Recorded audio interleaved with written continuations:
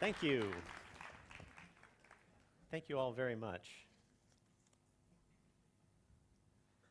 This is my first time in Israel, and I have to say it has been a real pleasure to get to meet everyone.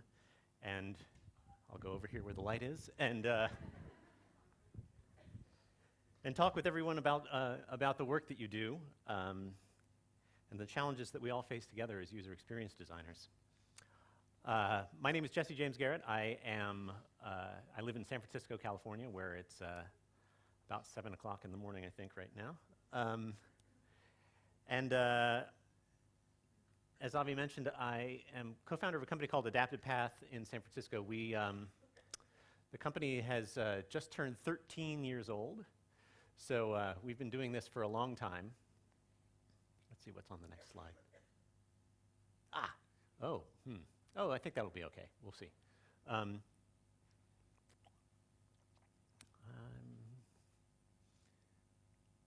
Okay, we'll try it. We'll see how it goes. We might lose some stuff around the edges.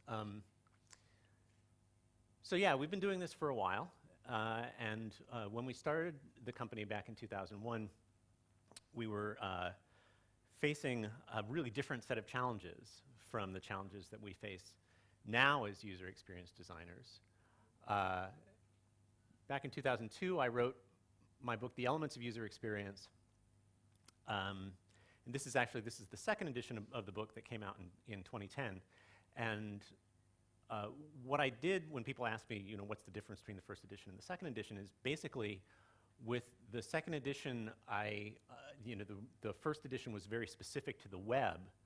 And with the second edition, I really wanted to broaden the scope of it and talk about what it means to do user experience design for all kinds of products and services. Because that has really been the direction, the evolution of the conversation about user experience over the course of the last 13 years. And it's available all around the world. So when we started out talking about user experience, doing user experience design work, the kinds of experiences that we were trying to tackle looked like this.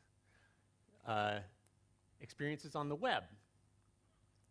But of course, the web isn't the whole story about user experience. As we started to develop these tools for understanding people, understanding how people engage with, interact with technology, we started seeing other applications for those tools. We started to realize, well, wait a minute, none of this stuff is really specific to the web itself. In fact, if we can do user experience for the web, we can really do user experience for any kind of software.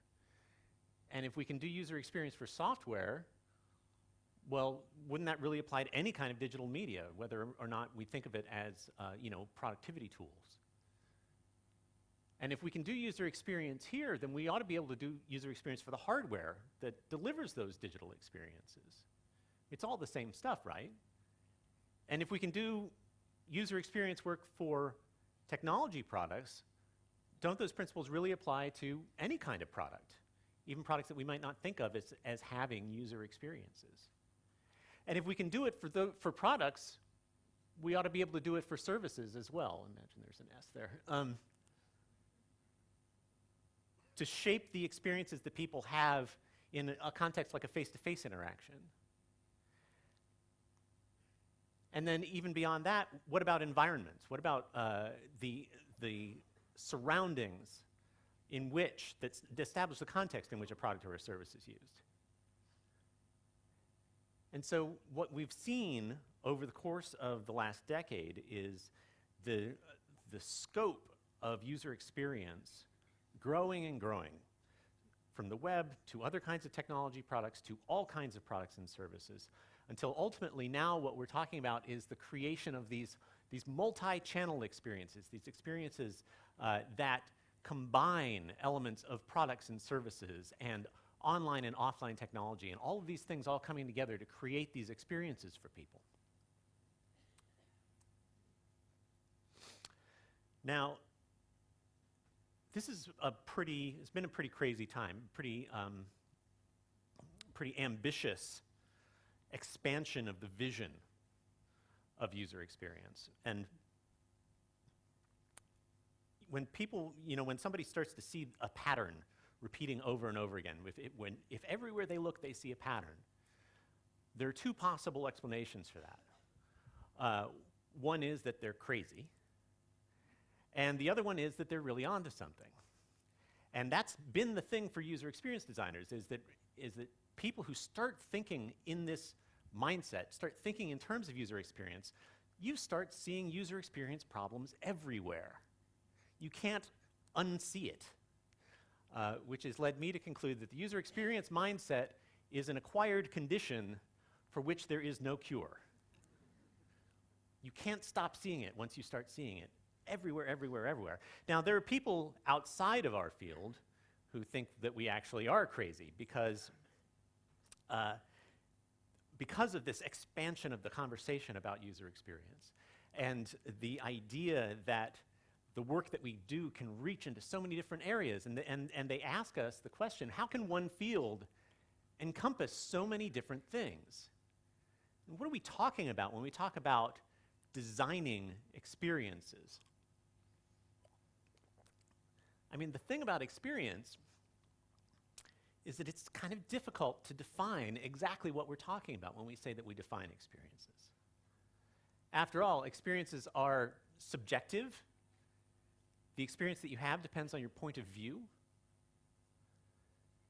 They are ephemeral, meaning that they are finite in time, and then they slip away. And they're intangible. They're not something that you can exactly get your hands around, like the fog in San Francisco. So because experiences are subjective, because they are ephemeral, because they are intangible, it's led a lot of people outside the field of user experience design to conclude that experience can't be designed. Because how can you design the intangible? I think that this way of thinking about experience really comes back to the way that people think about design and the nature of design. Because a lot of people who have this frame of mind that experience can't be designed, their model of design is this. It's the designer at the drafting table crafting these artifacts that will live in the world. And that to be a designer means mastering the medium in which you work, and every one of these media is very specific and very concrete. This is a way of thinking about design that I call mediumism. The focus on medium as the centerpiece of the craft of design, and that like the potter with the clay is the focus of the activity. And so it's led a lot of people to ask the question, well, what's the medium of experience design? What is the clay with which we work as experience designers? I actually think this is the wrong question for us to be asking. The question we ought to be asking is, what does design look like if it is practiced beyond medium? What does design look like when the medium doesn't matter? The specific artifact that you're creating doesn't really matter. What is that? What then are we concerned with as experience designers?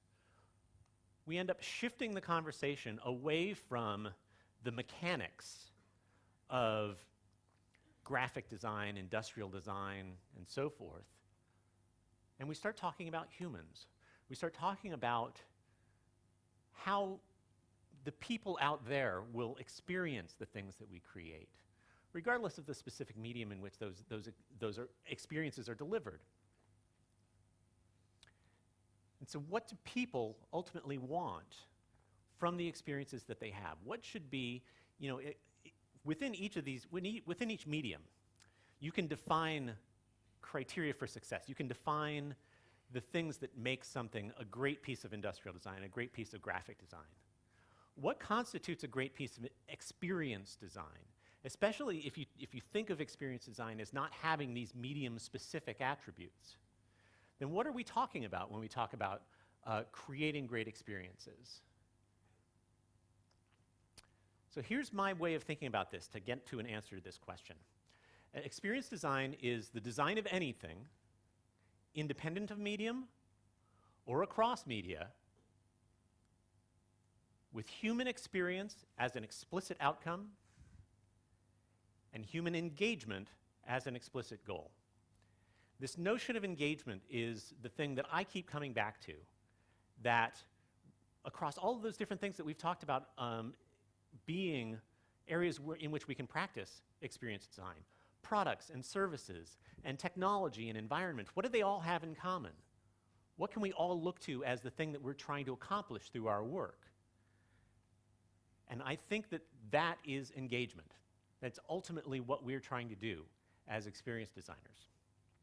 So for us to push this vision forward of experience design as this holistic discipline across media, our goal ought to be to really deeply understand engagement, understand what engagement means.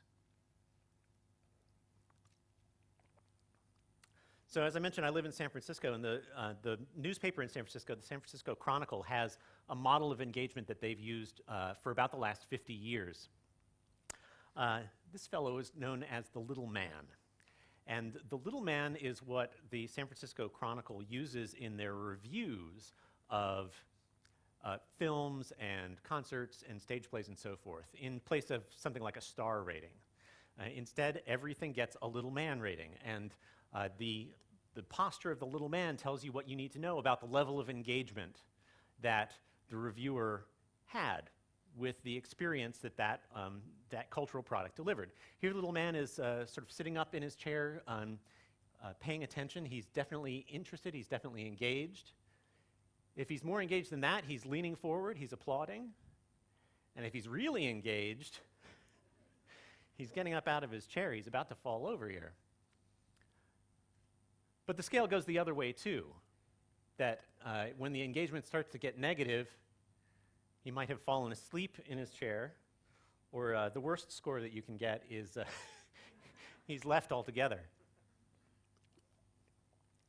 So what I find interesting about this is that this pulls away from these sort of quantitative measures, right? It's not 3.25 stars.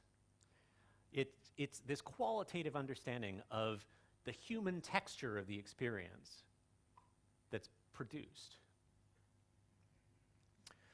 So in order for us to approach this problem, we have to understand the nature of engagement. What are the things that create these different qualitative states in the people who have the experiences that we create?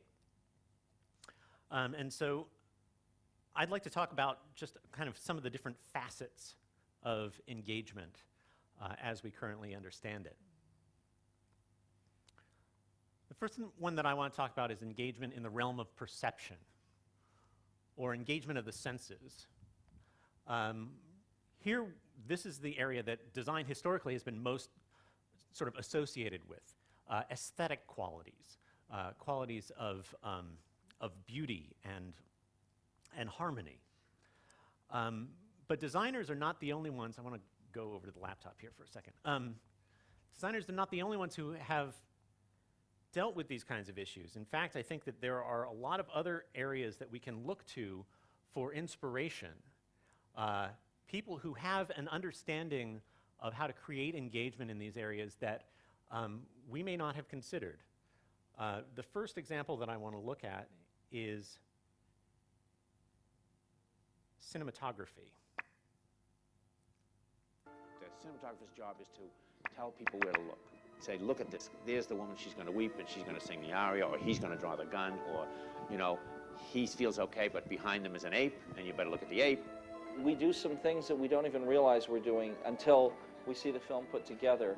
And we did them out of instinct, and we didn't know exactly why. And they work for the picture. And it's very hard to express a reason for it, but it's there. The great cinematographers are able to understand the stories they're trying to tell and find those elusive visual images that help to tell that story.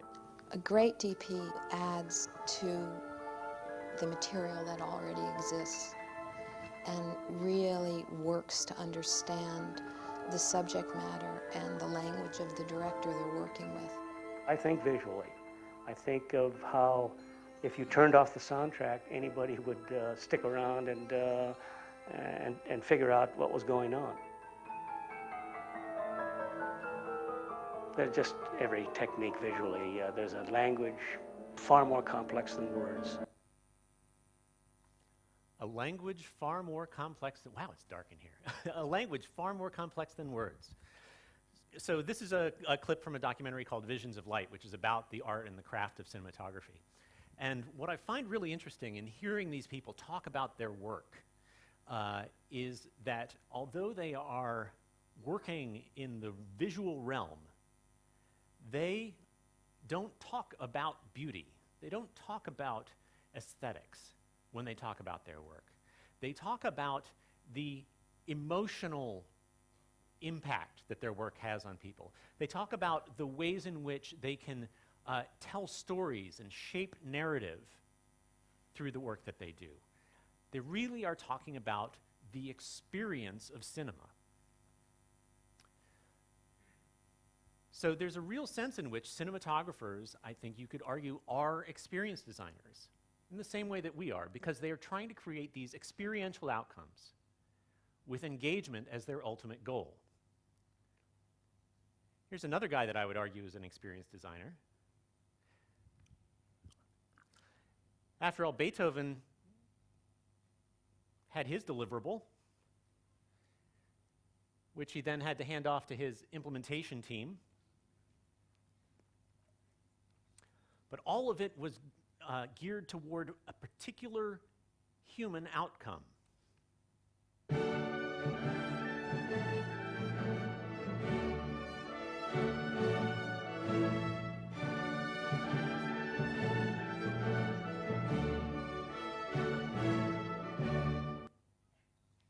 The experience of music, the subjective, ephemeral, intangible experience of music.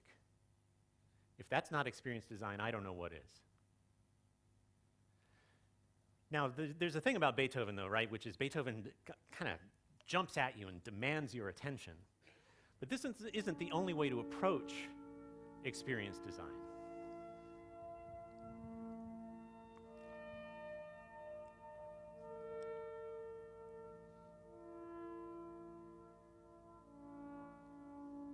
This is a piece of music from Brian Eno's 1978 album, Music for Airports.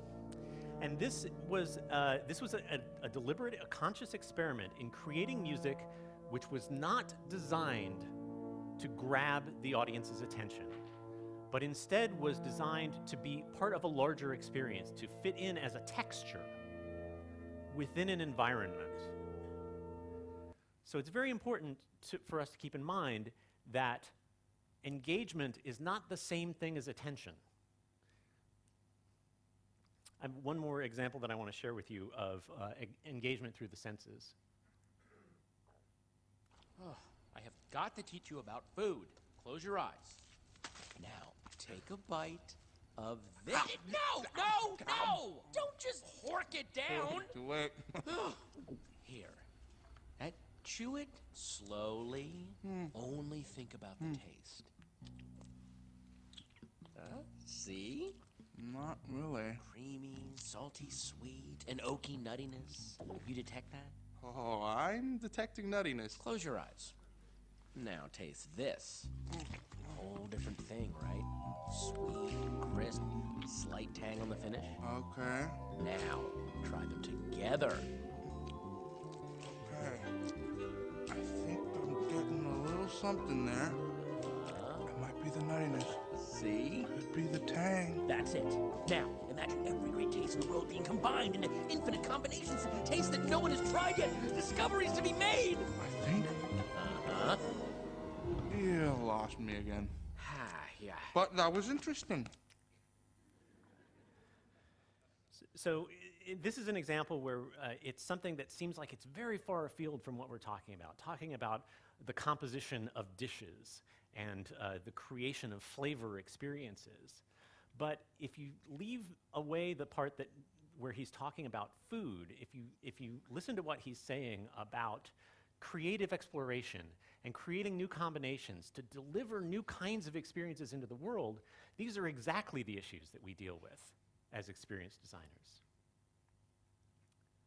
There's one more area in perception that I want to talk about because it is something that we don't talk about very much. People actually don't even really think of it as a sense, which is the sense of balance and motion, or the scientific term for it is proprioception. Basically, it's your body's ability to orient itself in space. And this has not really been very relevant to our work for most of its history, but is coming into play more and more. And I want to share a couple of examples with you. The first one is, I'm going to show you a clip from a video game, and there's a lot going on in this clip, but what I'd like you to do is pay attention to, so it's a first-person game, and so the camera is being directed by the player. Watch the way that the camera moves as it moves through the space.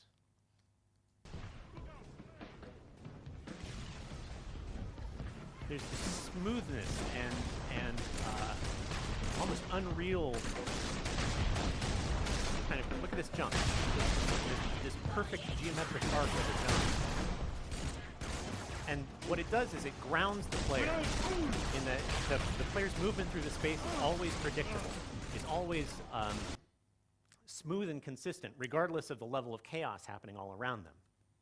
So that's one way to create a sense of motion in a digital experience. Here is an alternate approach.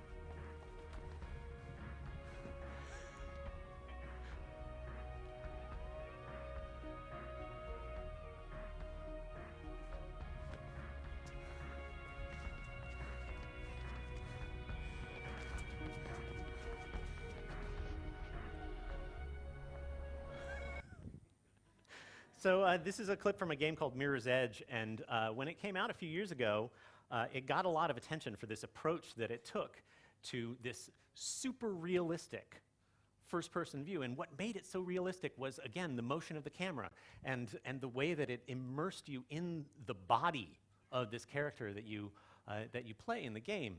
And as a result, when this game came out, a lot of people, they got sick. A lot of really seasoned gamers, people who were used to the way that Halo works, right, where it's that smooth movement through the space, the movement starts jostling around a little bit, and people couldn't take it. It was really intense. Another really intense experience is the experience delivered by this device. This is the Oculus Rift. And you guys may have heard of it. A couple of weeks ago, they were purchased by Facebook for $2 billion. And so what this is it's a head-mounted virtual reality display. It has motion sensors built into it. It has a 3D stereoscopic screen inside that basically it tracks your head movement and completely immerses you in a fully three-dimensional space. The thing is, there can be such a thing as too much immersion.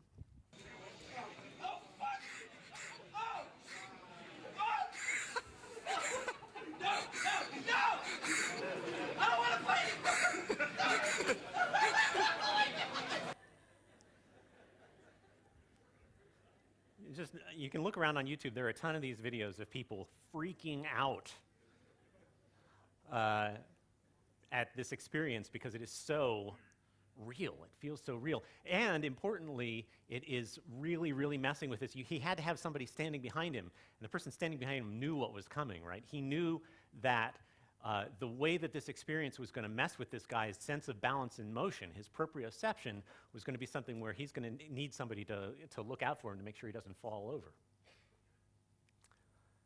And you may think, well, you know, I don't work on projects like that, but even in the case of something like iOS 7, where they had, when they first introduced iOS 7, it had all of these motion effects in it, and people started complaining about motion sickness from trying to use their messaging client. And as a result, they added this setting to iOS 7 to allow you to turn all that stuff off if you are particularly sensitive to it. So that's the realm of perception, but that's not where engagement ends. There are lots of different kinds of engagement. The next type of engagement that I want to talk about is engagement through action, or engagement of the body, the physical engagement that people have with products and services. Now, when we talk about physical engagement in digital experiences, people often think of something like this, like boxing on the Wii. But I think that it's important for us to remember that any kind of engagement with the digital service is fundamentally physical, even if it takes the form of simply clicking a mouse. And there's been a lot of work recently looking at new ways to engage physically with products and services. We now have gestural interfaces, and we have motion sensing and so forth. But even this, as an approach, I think, can be taken too far. Using your computer's camera and a spatial tracking algorithm, Gmail Motion interprets physical movement and turns it into actionable commands. For example, to open a message, make a motion as if you were opening an envelope. To reply, simply point backward with your thumb. To reply all, use both hands. To send a message, lick a stamp and place it down. We've been working with experts in motion technology and semiotics to develop a language of movements that replaces type entirely. The movements are designed to be intuitive, ergonomic, and easy to do. That video was really made by Google, but that product does not really exist, thankfully. I'm glad we don't have to learn a whole new language just to do email. But I think that it does point to some of the interesting explorations that are going on right now in learning ways for our technology to be able to read our bodies. And he talked about creating this semantically rich semiotic language, this gestural language. But in fact, we already have one of those. Or actually, we have several in the form of sign language. And in fact, people are doing work right now with technologies like the Microsoft Kinect to enable computers to read sign language. So it's exciting stuff that's happening in the area of connecting people through their physical engagement with our experiences. The third area that I want to talk about is cognition, or engagement of the mind. Now, for those of us who have been doing user experience work for a while, this is really kind of where it all started, right back in the area of information architecture and understanding the way that people process information and the way that they make meaning from the information that they receive.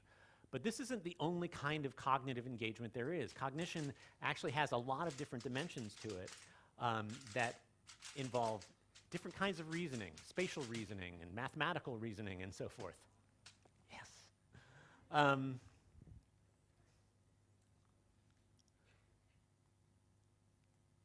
And lastly, I want to talk about emotion, or engagement of the heart. Aaron's doing a whole workshop tomorrow about emotion and design. I hope you guys join him. It's become a really important topic in the work that we do as we are realizing more and more the extent to which emotion really plays a critical role in experiences that we may not think of as being emotional experiences. We think of a Beethoven symphony as an emotional experience. We might not think of interacting with a web application in the same way, but it absolutely does have that emotional dimension. I thought the comment that Aaron made about using Freddie, their mascot, on the website and the way that shaped the emotional texture of the experience was a really interesting one. And again, there are a lot of people who've been working in the area of design applied to create emotional experiences for some time now, and I think that there's a lot of value for us in looking to these other fields to see what we can learn from them. So these 4 dimensions: perception, action, cognition, and emotion. Perception and action representing external engagement, the engagement that happens between the person and the world. And then cognition and emotion being internal engagement, the engagement that happens within them. So here's the elements of user experience. 14 years old. I created this back in 2000 as a way of talking about the work that I do and trying to really understand what were all of the considerations that went into creating an experience. And it's interesting to look at this model through the lens of these 4 dimensions of experience: perception, action, cognition, and emotion, because actually every one of those pieces fits in here in some way as addressing some aspect of the user experience. You'll note that emotion, it doesn't really have as much of a weight in here. All of the weight seems to be sort of over on the cognition side because our understanding of user experience itself is evolving. Now, there are 3 more considerations that I want to talk about that come into play as we're understanding how to create engagement for people. One is understanding people's capabilities. What are the things that people can do? What are the things that people can perceive? What are their physical capabilities, their cognitive capabilities, and so forth? Having that understanding is critical to being able to design successfully for them.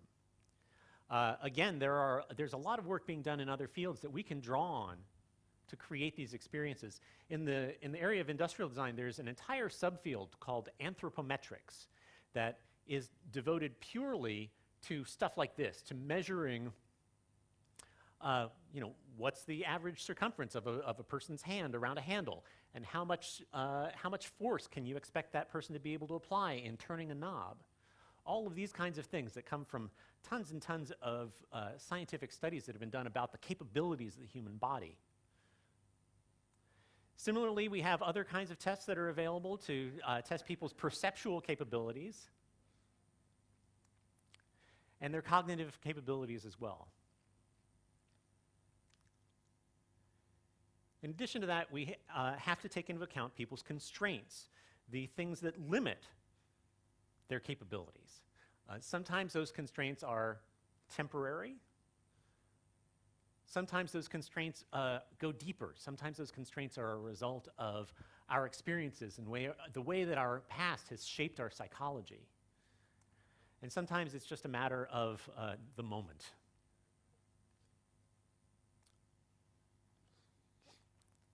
And the last consideration that I think is very important for us is context. And of course, we've been talking about context for the entire history of user experience design, but I think that it's interesting to look at these 4 dimensions: perception, action, cognition, and emotion, through the lens of context, because the context that the user brings to the experience is vital to determining the shape of the thing that you ultimately make,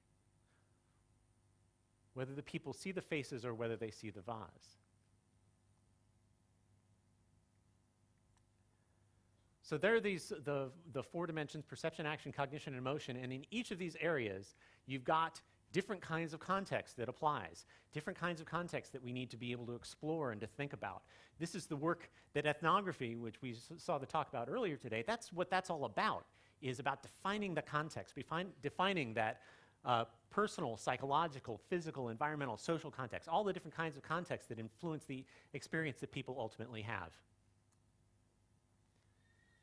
So we have these 3 things that all come together that are these factors that influence the experiences that people have in each of these 4 areas.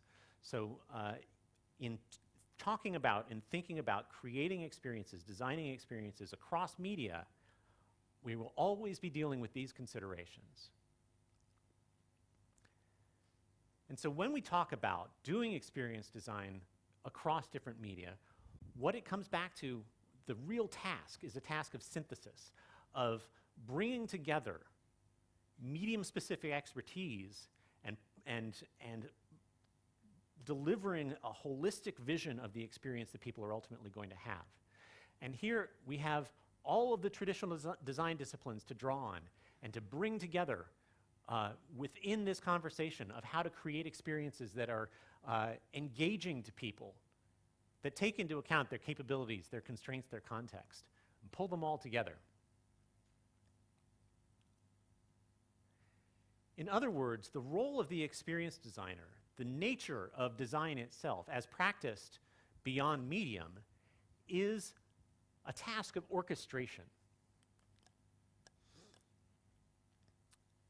I found this interesting quote not too long ago in an article in the New York Times, and the interesting thing about this is that it has nothing to do with experience design. It was an article about what they're learning about anesthesia technology. And but in the middle of this, they're talking about the different chemicals and means of administration and what they're learning about how to do more effective anesthesia. There's this. Oh, I'm on the wrong slide. This guy doesn't have anything to do with anesthesia. This is Claude Debussy.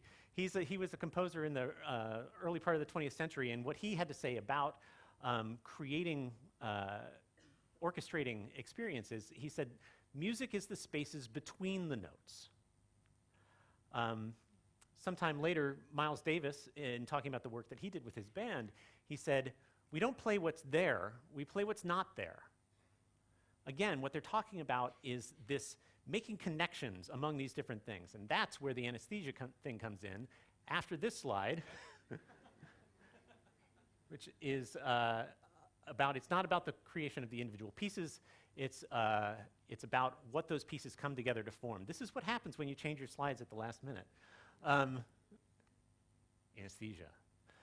Increasingly, research on what happens to the brain under anesthesia suggests that the synthesis and integration of information among many different parts of the brain is the best measure of consciousness. Some people go so far to say that this communication among regions is consciousness itself. Our subjective experience of the world might arise as a byproduct of the brain's piecing together different inputs.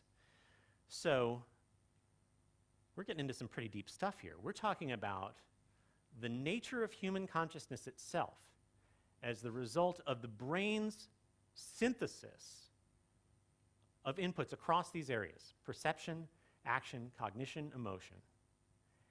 And so for us as experience designers, this defines the challenge.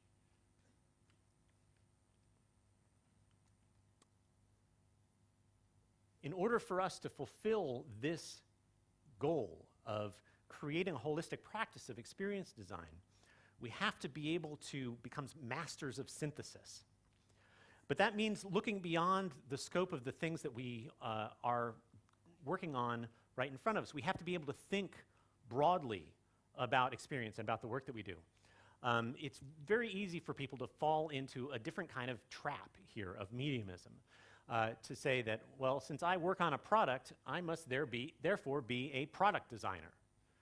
And in Silicon Valley, there are a lot of people now who now don't call themselves user experience designers, they call themselves product designers instead. Or if you think that you're working on service, then you're a service designer. But I think that this is another trap. I think that this is another way of thinking that has the potential to really limit our ability to fully understand what it takes to create experiences in the world. But what products and services have in common is that they have users. And so I think the challenge for us in understanding what products and services have in common is understanding what constitutes a user experience. So that leads us to the question, oh no, I'm not done yet. I don't know what that slide is doing there. Okay, let's just keep going because there are more slides. What is use? What do we mean by use? It seems like it ought to be a simple question to answer, but it turns out to be rather complicated. The more that you poke at it, the more different facets there are to the nature of use. I mean, for for many years, it was thought that use was the thing that really differentiated us from other animals, that it was tools that made us different, that made us human. But not every engagement with our environment is an experience of use, right? I mean, when people are in an art gallery, would you say that they are using the artwork? Or when you watch a television program, would you say that you're using the show? Or at a concert, is the audience using the output of the musicians on the stage? Or going back to video games, is this a user experience? I mean, I think you could argue that the girl is using the controller, but is she using the game? Tends not to be the way that we think about these kinds of experiences. But that distinction between using the controller and using the game, I think, opens up some interesting things to think about in terms of what constitutes a user experience, because all of these experiences that we've been talking about up to this point, those examples that I just shared, the art museum and the concert and so forth, it comes back to value. It comes back to where does the value come from in the experience? What is the value that the person who is the recipient of the experience gets out of it? Those experiences, the art museum, the concert and so forth, the game, are experiences that have intrinsic value. That is to say that they are experiences that we have for themselves, that the experience itself is the reason to have the experience. Whereas in the realm of user experience, what we're actually looking at are cases of extrinsic value, which is to say that the value of the experience doesn't come from the experience itself, it comes from something else that the experience enables. In other words, a user experience is any experience in which the experience is not the point. But if we really want to think broadly, if we really want to think holistically about creating human experiences, we have to look beyond this bubble of this notion of utility, of focusing purely on experiences that have extrinsic value. But look at a practice that encompasses other kinds of experiences, experiences that have value for their own sake, because they engage us, because we enjoy them. These are experiences that we historically have thought of as cultural experiences.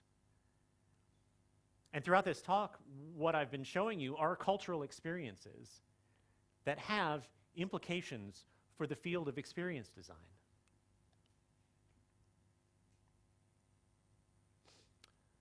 Another quote that I want to share with you. So to kind of show you the power of this idea, not too long ago in the United States,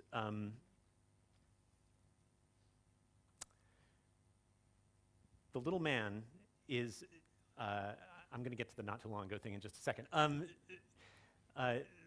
So engagement, the engagement that the little man represents is about the engagement with a cultural experience.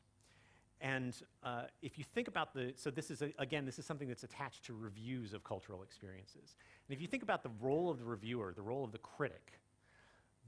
critic is to analyze, understand, and share an experience that they had and say, this is the experience that this work of culture produced for me. And then the reader can respond to that and say, oh, well, that sounds like an experience I want to have. It sounds like an experience I don't want to have. I know that anytime I read this particular, like the movie reviewer for the San Francisco Chronicle, I'm 100% guaranteed if he does not like a movie, I am going to love it. And so that gives me a metric, a way of responding to this. So not too long ago, the two of the major national newspapers in the United States, the New York Times and the Wall Street Journal, both had their technology columnists quit their jobs and moved on to other things. And on this occasion, there was this piece that ran in the New Yorker magazine talking about the fact that a technology columnist leaving a newspaper would even be newsworthy as an interesting moment for us culturally. There is more need than ever for regular technology criticism in two of the most important newspapers in the country. There can be beauty in aluminum, glass, and polycarbonate, art in the design of software, and elegance in coding, or ugliness and chaos. There must be a greater audience than ever for the kind of technology criticism that provides perspective and more to think about, much like a movie, book, or any other cultural artifact. This is a fascinating shift to me in the way that people think about and talk about the work that we do as user experience designers working in the realm of technology, because just a few years ago, no one would ever have considered a software application to be a cultural artifact. Never mind someone from a publication as mainstream as The New Yorker. So this idea that people are starting to understand is that technology has become so woven into our lives that experienced designers are as much a part of the culture as authors, as filmmakers, as composers. We're all creating culture together because we are coming to the realization that all human experiences create human culture. And here's where the thank you slide was. Thank you.